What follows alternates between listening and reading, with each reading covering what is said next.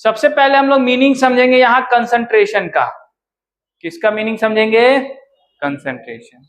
ठीक है, कोई दिक्कत?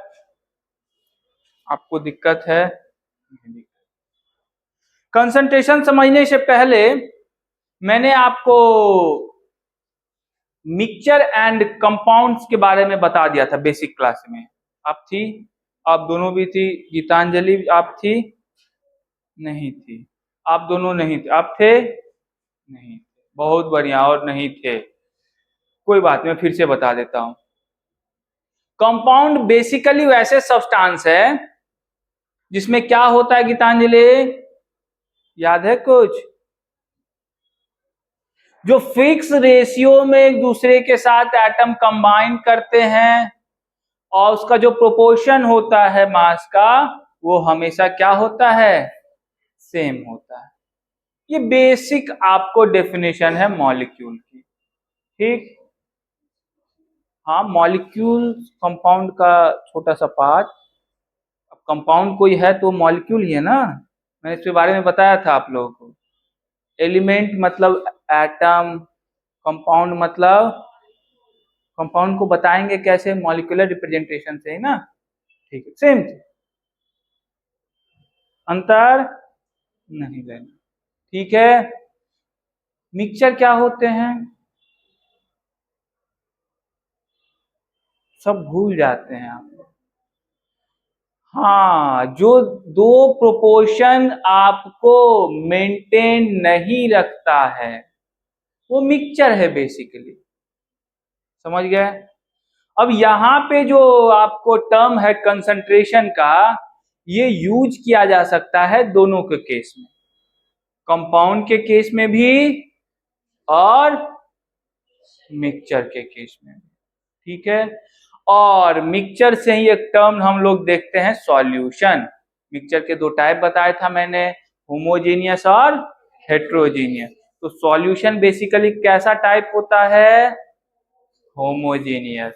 आपको जो यहाँ पढ़ना है वो होमोजेनियस मिक्सचर ही पढ़ना होगा, हेट्रोजेनियस पढ़ने के लिए नहीं आएगा। क्वेश्चंस भी आएंगे तो वो होमोजेनियस से ही आने वाले हैं। और कंपाउंड आता तो कोई दिक्कत ही नहीं, कंपाउंड तो कंपाउंड ही है, उसमें हेट्रोजेनियस जैसा तो कोई चीज होना नहीं। कोई दिक्कत? ठीक है, लेकिन अभी तक बात समझ में नहीं आई कि कंसंट्रेशन किसको कहते हैं। ये कोई बड़ा टर्म नहीं है, बिल्कुल छोटा सा टर्म है। क्या है? बिल्कुल छोटा सा टर्म है। देखेंगे कैसे। मान लीजिए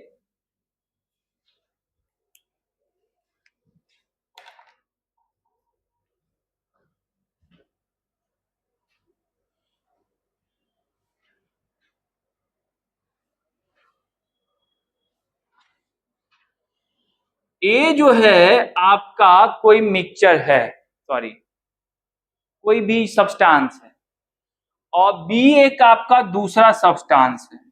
इन दोनों को आप मिलाते हैं, आपको एक मिक्सचर बनता है। कौन? A B. कौन मिलता है? कोई दिक्कत? अब आपसे कोई पूछेगा what is the concentration of A, what is the concentration of, क्या पूछेगा Rishu? What is concentration of A? आप क्या जवाब देंगे? आप जवाब दे देंगे, आप कंसंट्रेशन का मीनिंग समझ जाएंगे। कंसंट्रेशन का बहुत सिंपल मीनिंग है, what amount of A is present in the A B. Just यही मीनिंग है कंसंट्रेशन का। What amount of A is present in the A B, that is the concentration of A. अगर आपसे पूछे कि concentration of B क्या है तो आप क्या जवाब देंगे? What amount of B is present in the AB is the concentration of। कोई दिक्कत? कोई भी सब्सटेंस किस अमाउंट में प्रेजेंट है आपके सिस्टम में वही उसका कंसंट्रेशन है।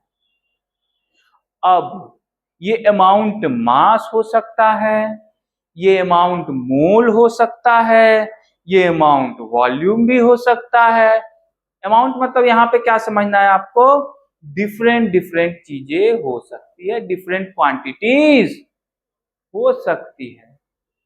लेकिन सेंस क्या आएगा कंसंट्रेशन का, how much A is present, how much B is present, how much anything is present in your system, that is its concentration. यही, ये बहुत सिंपल सी बातें है कि नहीं है? हाँ, सबको समझ में आ गई। अब उसको एक्सप्रेस करने के अलग अलग तरीके देखेंगे हम लोग, देखेंगे बहुत सारे तरीके देखेंगे।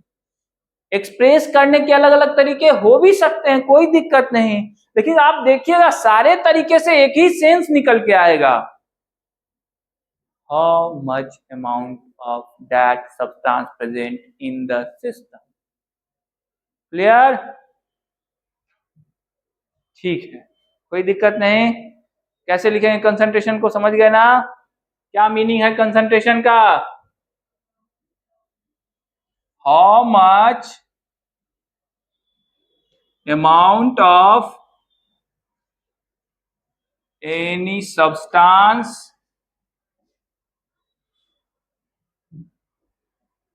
present in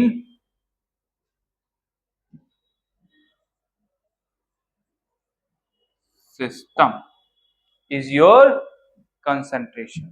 ठीक है, अब ए का अमाउंट अलग होगा तो ए का कंसंट्रेशन अलग होगा, बी का अमाउंट अलग होगा तो बी का कंसंट्रेशन।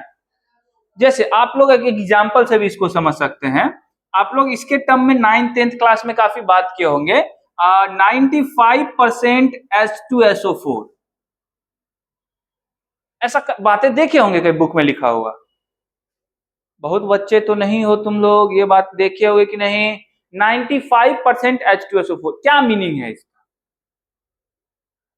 क्या मीनिंग है इसका? ये कंसंट्रेशन का ही टर्म है, और आपको वहां समझाया भी गया होगा कि ये कंसंट्रेशन को, कंसंट्रेशन मतलब अमाउंट को बता रहा है। इससे सेंस नहीं आता अमाउंट का, ये बेसिकली है क्या, कंसंट्रेशन को ही तो बता रहा है। और ये बात आपको उस समय बताई गई होगी कि इसका मीनिंग क्या है। अगर देखें थोड़ा ध्यान से तो इसका मीनिंग ऐसा लिखा जा सकता है कि नहीं, देखिए तो 95 gram of H2SO4 present in 100 gram of what, कोई दिक्कत? तो ये क्या है, ये 95 ग्राम क्या है, अमाउंट। तो कंसंट्रेशन से आपको क्या पता चलता है, ऑफ द सब्सटेंस। कोई दिक्कत समझने में?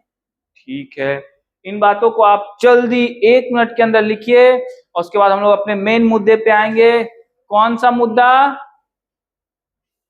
आप लोग भूल जाते हैं, मैंने अभी अभी क्या बताया था आप लोगों को, कि कंसंट्रेशन को एक्सप्रेस करने के अनेकों तरीके हैं, उन तरीकों को हम लोग एक एक करके देखेंगे।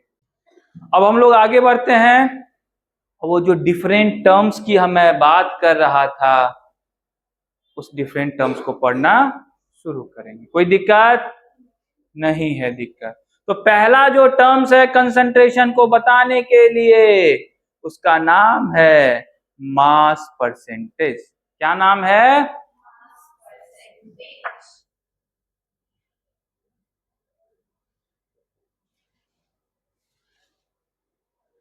ठीक है, कोई दिक्कत नहीं? दिक्कत, अब ये सेंस तो आपको पहले से ही होता है कि मास परसेंट किसको कहते हैं।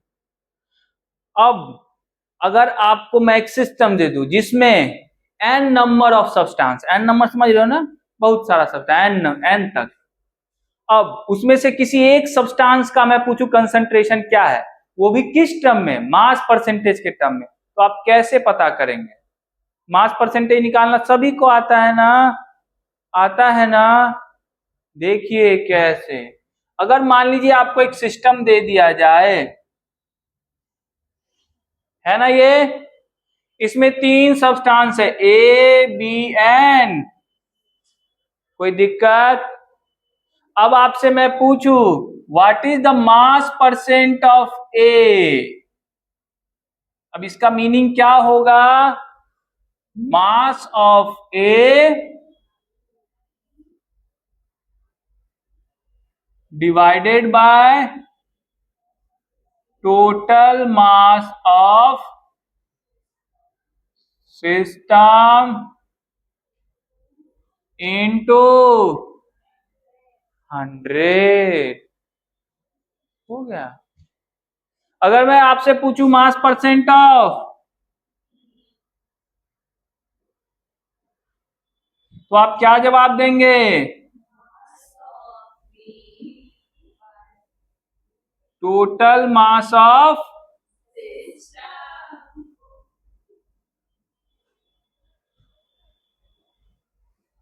इंटू, ठीक है। अगर मैं पूछूं मास परसेंट ऑफ सी, क्या जवाब देंगे? बिल्कुल भी नहीं। 100 minus mass percent of A, mass percent of B, नहीं बी। ठीक है, कोई दिक्कत? ये तो सबसे छोटा कंसंट्रेशन का टर्म था, जिसके बारे में आप पहले से ही जानते थे। नहीं जानते थे? बोलिए, जानते थे ना? अब जानते थे तो लगे हाथ आप क्वेश्चन भी बना देंगे। अब बना देंगे।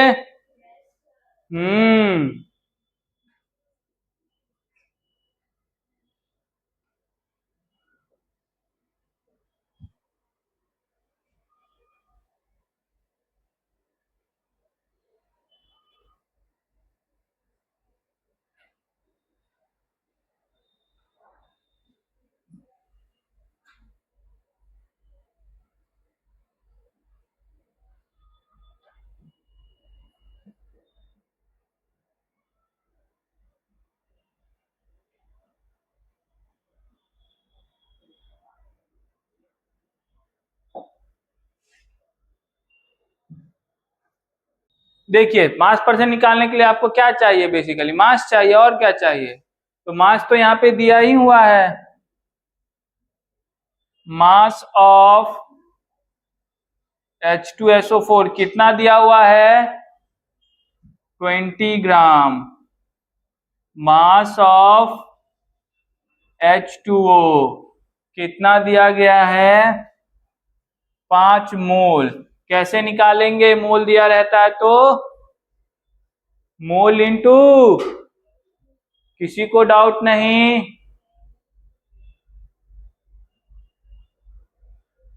कितना हो गया ये?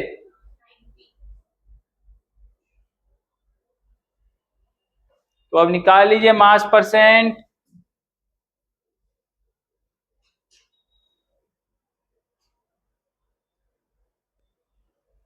ट्वेंटी ग्राम बाय टोटल मास कितना हो गया? 90 ग्राम प्लस इंटू 100। 20/110 इंटू 100, ये कितना हो गया? 200/11। 200/11 कितना होता है? 18 पॉइंट परसेंट। कौन बोलेगा? परसेंट ना जी, लिखिए। कोई दिक्कत?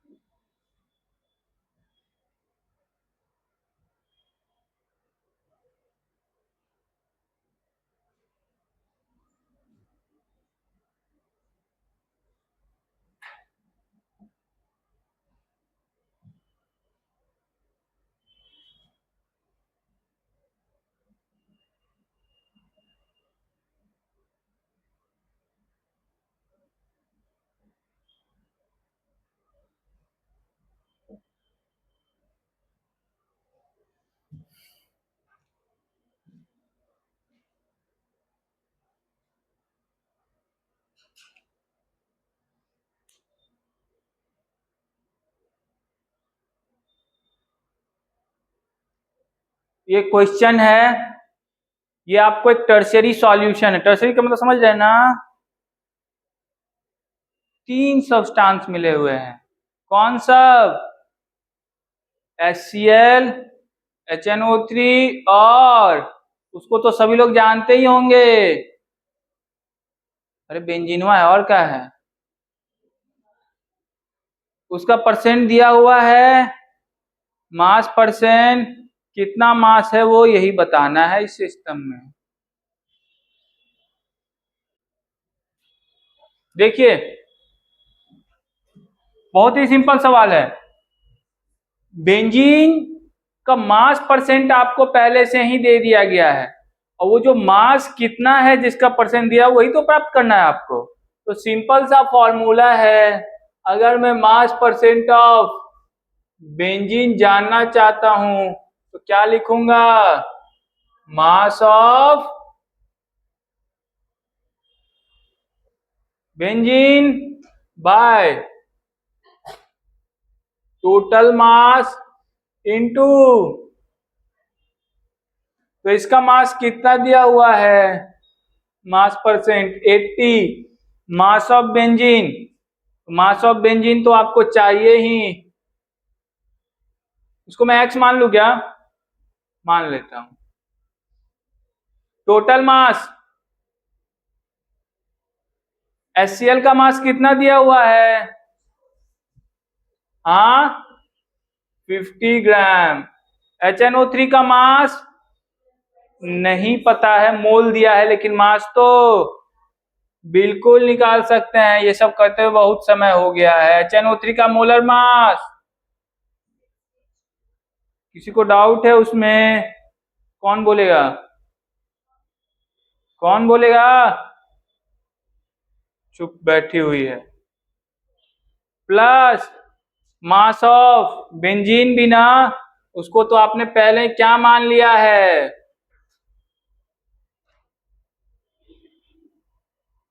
और आपको निकालना क्या है अभी? x की वैल्यू। ये तो बहुत आसान से इक्वेशन है, आराम से निकाल लेंगे। नहीं निकाल लेंगे जी? अब इसको इधर ले आते हैं तो ये क्या हो जाता है? 8/10 इक्वल टू x बाय, इन दोनों को जैसे ही आप मल्टीप्लाई करेंगे कितना हो जाएगा? ये 12.6 प्लस, होगा कि नहीं होगा? इसको मैं पलट देता हूं, पलट देने से क्या होगा? 50 प्लस ये कितना हो जाएगा? ये 62.6 प्लस x बाय, इतना होगा कि नहीं होगा? पलटने में कोई दिक्कत यहां नहीं है, वैसे है आपके राज्य में दिक्कत है क्या जी? यहाँ तो पलटते रहते हैं लोग।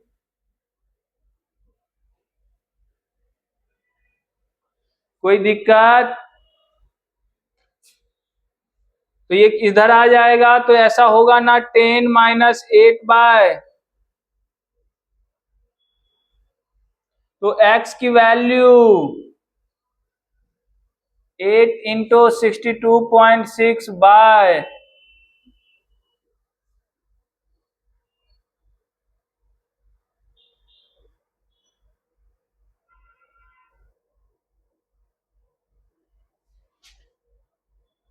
इतना ग्राम होगा कि नहीं होगा? उतना ही आया था ना, कुछ ज्यादा लिख दिया क्या मैंने, कम लिखा। अच्छा थोड़ा सा एक जो है यहाँ, हाँ हाँ ठीक, यहाँ 10 होंगे, 250.4 ना, ओके, कम लिख दिया था देखा, कम भी नहीं लिखना है गीतांजलि, ज्यादा भले ही हो जाए 2-4 का, क्या हो गया ना ये, किसी को दिक्कत है इसको समझने में, तुम दोनों को कोई दिक्कत नहीं। देखिए दूसरा टर्म क्या बताना है आपको, वॉल्यूम, सेम चीज होगा, बस करना क्या है आपको, मास के जगह, कोई दिक्कत,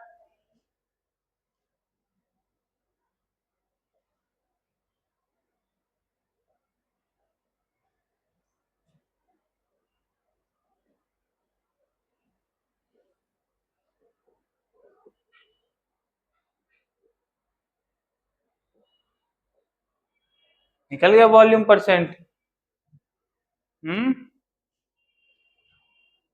नहीं निकल गया,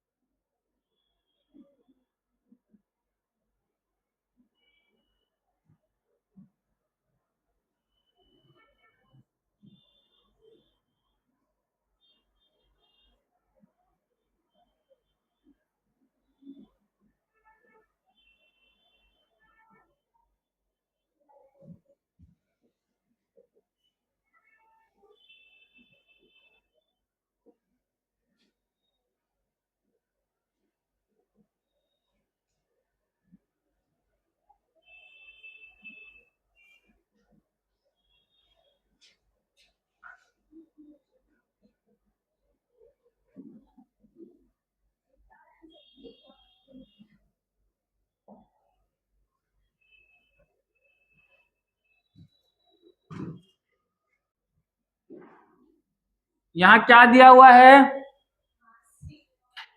मास ऑफ H2SO4, लेकिन आपको मास से तो कोई लेना देना है नहीं क्योंकि पूछा क्या जा रहा है, तो आपको क्या करना होगा, वॉल्यूम फाइंड करना होगा, कैसे करेंगे वॉल्यूम फाइंड, हाँ क्योंकि यहाँ पे डेंसिटी ऑफ H2SO4 भी मैंने क्या किया है, तो वॉल्यूम भी निकाल सकते हैं ना, बोलिए,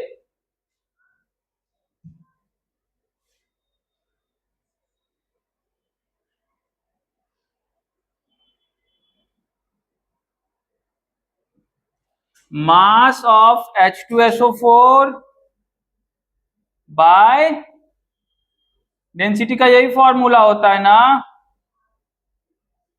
आप लोग पढ़ के आए होंगे, तो यहां से वॉल्यूम क्या आ गया रिशु,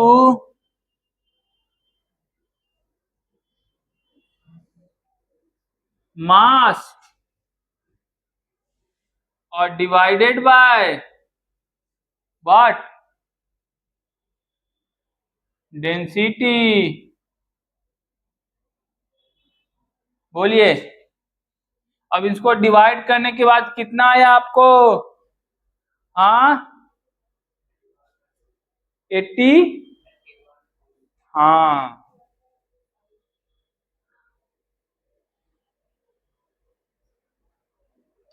प्रिसाइज है ज्यादा ना, तब तुम भी प्रिसीजन लाओ अपने में, मेहनत करो, हो गया, अब इसका वॉल्यूम भी आपको चाहिए ना, लेकिन वाटर की डेंसिटी मैंने, तो आप क्या समझेंगे, समझना भी नहीं, होता ही 1 है, कोई दिक्कत, तो अगर उसकी डेंसिटी 1 होगी तो जितना मास है उतना ml में आपको क्या मिल जाएगा, कोई दिक्कत, तो वॉल्यूम ऑफ H2O कितना हो गया, 150 कोई दिक्कत? समझ गए बातों को? पहले भी ये सब कर चुके हैं। कैसे हुआ समझी कि नहीं तुम लोग?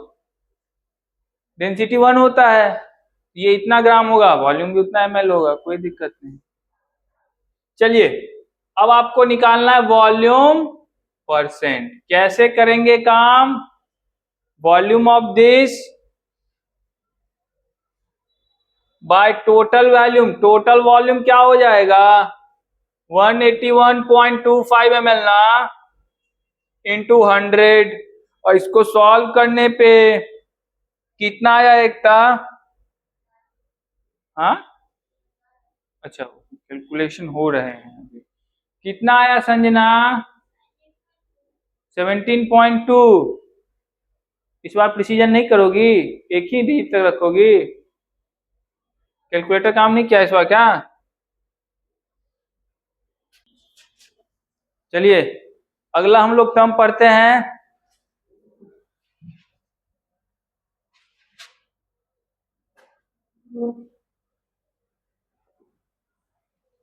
Mass by volume percent. कोई अंतर नहीं। Dash gram of mass present in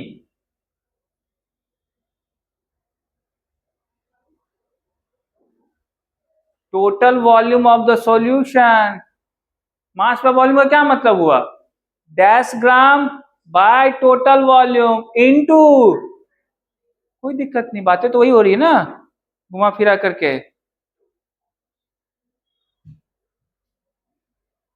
तो अगर आपको लिखना हुआ m/v% ऑफ सब्सटेंस, तो इसका मीनिंग हम लोग क्या समझेंगे? मास ऑफ सब्सटेंस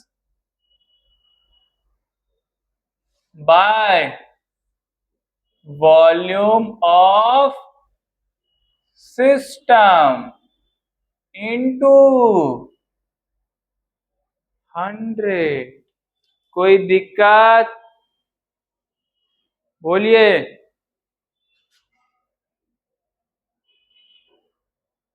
कोई दिक्कत नहीं ना? बहुत बढ़िया, क्वेश्चन ही आएगा।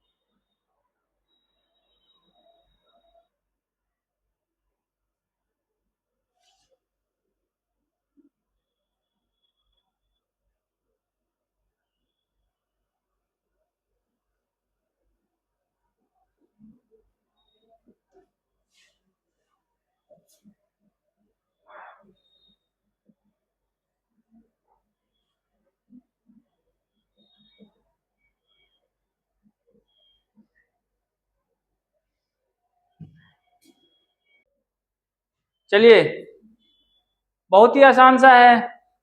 आपको वॉल्यूम ऑफ सॉल्यूशन तो यहां से देखते ही पता चल जाएगा।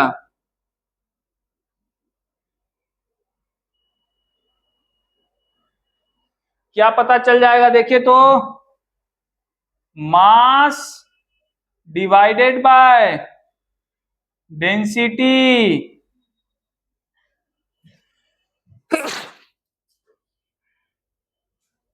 ठीक है, मास कितनी है इसकी,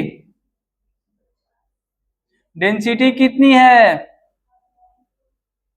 कितना आ गया ये?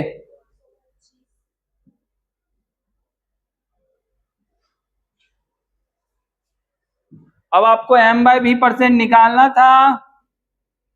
क्या करेंगे आप? इसका मास कितना दिया हुआ है? 20 ग्राम बाय वॉल्यूम कितनी दी हुई है इसकी? 125 ml इंटू अब इसको सॉल्व करने के बाद लोग कहते हैं कि 16% आते हैं। ठीक है, सबको आ ही गए होंगे।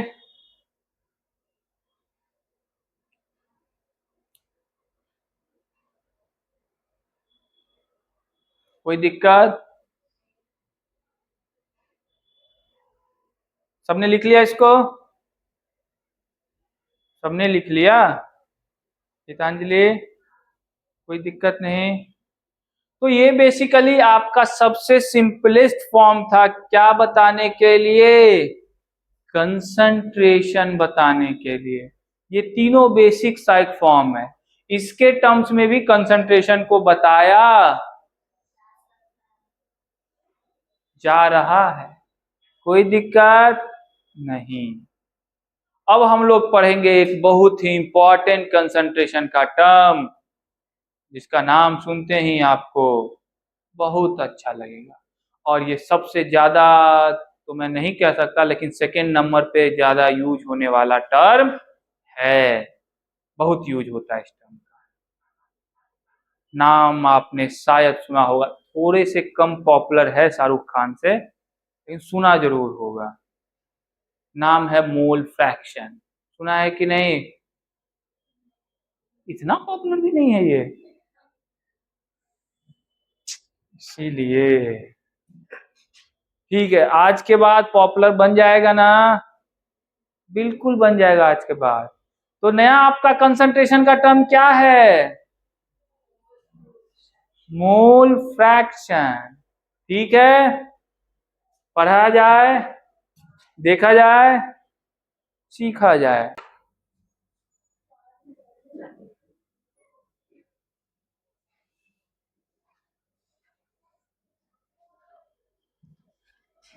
मोल फ्रैक्शन, अब नाम से ही स्पष्ट हो जाता है, मुझे कुछ करने की जरूरत ही नहीं पड़ती है। क्या पहली बात, कंसंट्रेशन को एक्सप्रेस करूंगा किसके टर्म में? मोल के टर्म में। अच्छी बात है। फिर उसमें लगा दिया फ्रैक्शन। फ्रैक्शन का मीनिंग समझते हैं आप लोग? इतनी गणित तो पढ़े ही होंगे, सालों साल गणित ही पढ़ा है आपने, पढ़ा है ना? तो फ्रैक्शन का मीनिंग तो समझते ही होंगे। अब फ्रैक्शन कैसे निकालते हैं हम लोग? फ्रैक्शन ऐसा करते हैं कि एक पूरे सिस्टम को यूनिट मान लेते हैं। नहीं, यूनिट मान के आप उसका पार्ट देखते हैं कि ये उतना पार्ट है तो वो उतना फ्रैक्शन हो गया, ये वाला इतना पार्ट है तो ये इतना फ्रैक्शन, ऐसे ही करते हैं ना फ्रैक्शन। फ्रैक्शन का मीनिंग तो यही होता है कि पूरे सिस्टम को यूनिट मान लो, उसमें ये वाला इतना पार्ट रखेगा तो उसका फ्रैक्शन इतना हो गया, ये वाला इतना पार्ट रखेगा तो उसका फ्रैक्शन। ऐसे ही करते थे ना, ऐसे निकाला जाता था ना फ्रैक्शन। कोई दिक्कत? यहां पे भी हम लोग यही काम करेंगे। ठीक है, कोई दिक्कत नहीं समझने में। एक तो सबसे पहले आपको क्या चाहिए? मोल, और मोल का क्या कर लेंगे हम लोग? फ्रैक्शन देख लेंगे। हो गया मोल फ्रैक्शन, और क्या? यही है टर्म। मोल फाइंड कर लो, फ्रैक्शन निकाल लो, हो गया मोल फ्रैक्शन। ठीक है, अब इसको थोड़ा और ढंग से समझते हैं। मान लीजिए आपको मैंने एक मिक्सचर दे दिया। क्या दे दिया? कोई दिक्कत? इसमें है एक एम एन पी, वो कहां से बीच में आ गया? एम एन और कोई दिक्कत? ये तीन सब्सटेंस से ही ये आपको सिस्टम बना हुआ है। ठीक, अब तीनों सब्सटेंस के मास प्रेजेंट है उसमें। अब मास प्रेजेंट है तो उसका मोल भी आप लोग फाइंड कर सकते हैं। और जब मोल फाइंड हो जाएगा तो what is the fraction of that mole in the system, यही को हम लोग मोल फ्रैक्शन कहते हैं।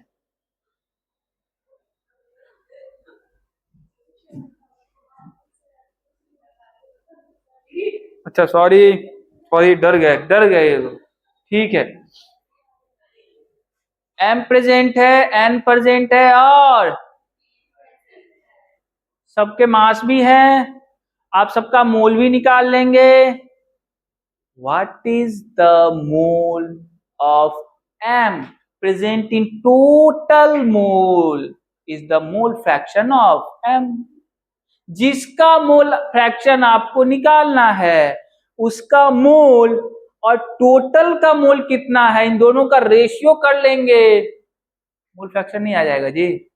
फ्रैक्शन ऐसे ही तो आता था, given by total, given by जिसका निकालना है उसका मोल बाय, वो उसका मोल फ्रैक्शन दे देगा, नहीं दे देगा, समझ गए।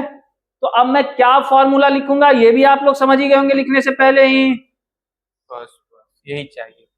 तो अगर मैं लिखूं मोल फ्रैक्शन ऑफ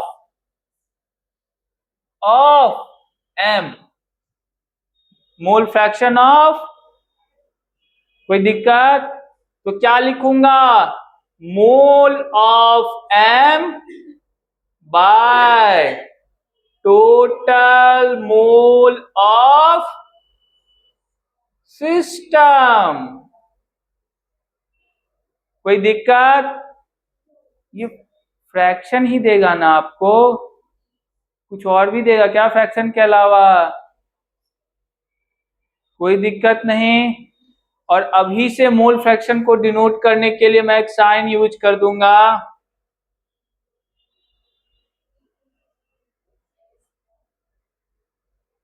ठीक है। ये क्या बताएगा आपको, कोई दिक्कत। अगर मैं लिखना चाहता हूं मोल फ्रैक्शन ऑफ एन, तो क्या लिखूंगा, mole of N total mole of system.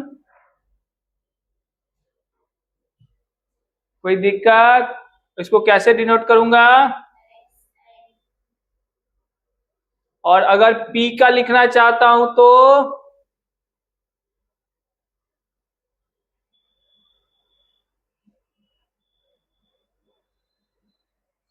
Mole of P total mole of,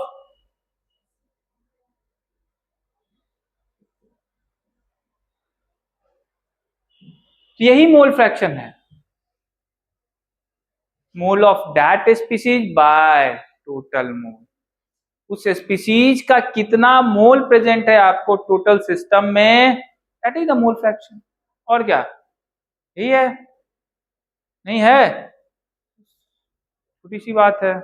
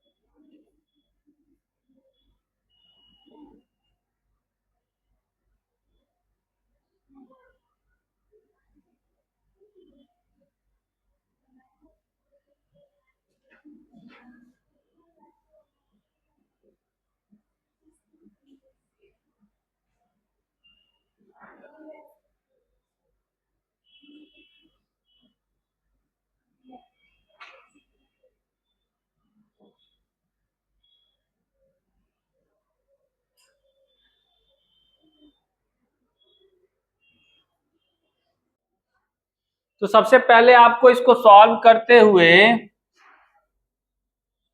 क्या करना है, मोल फाइंड कर लेना है। तो आप सबसे पहले क्या फाइंड करेंगे, मोल ऑफ HCl, क्या फाइंड करेंगे, mole of given mass by, कितना होता है मोलर मास HCl का, 36.5, और इसको डिवाइड करने के बाद कितना आया, कितना मोल आया रियर इशू, 1.0, हाँ ऐसे बोला, ठीक है। कोई दिक्कत? कोई दिक्कत नहीं ना?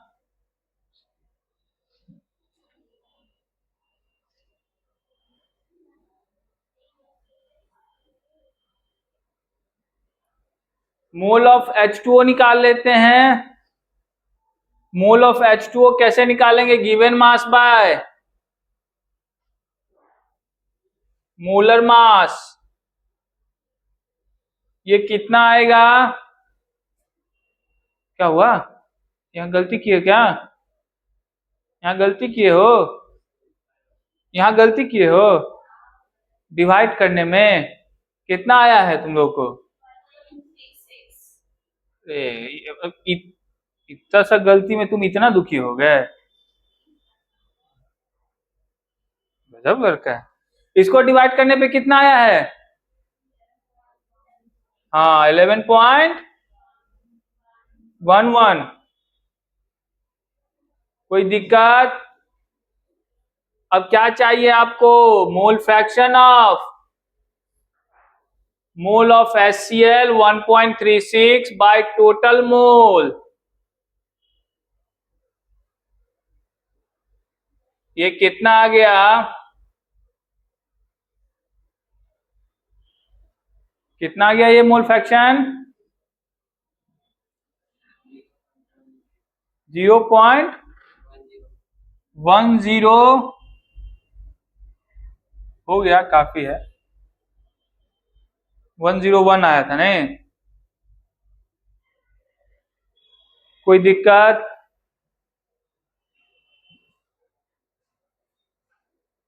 अब इस प्रॉब्लम को सॉल्व करने के बाद आपने एक चीज नोट किया होगा, यहाँ पे जो मोल फ्रैक्शन निकल के आया है उसका कोई यूनिट है क्या? तो मोल फ्रैक्शन का कोई यूनिट, तो मोल फ्रैक्शन कैसा क्वांटिटी है? Unit less. कैसा क्वांटिटी?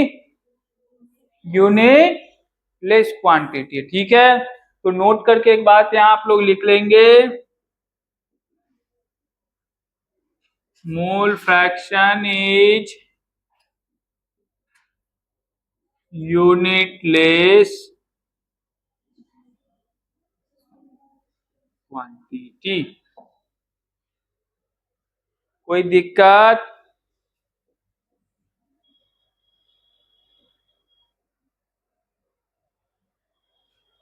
कोई दिक्कत नहीं ना? मोल फ्रैक्शन को लेके कोई आपके मन में शंका हो, सवाल हो? कोई सवाल शंका नहीं।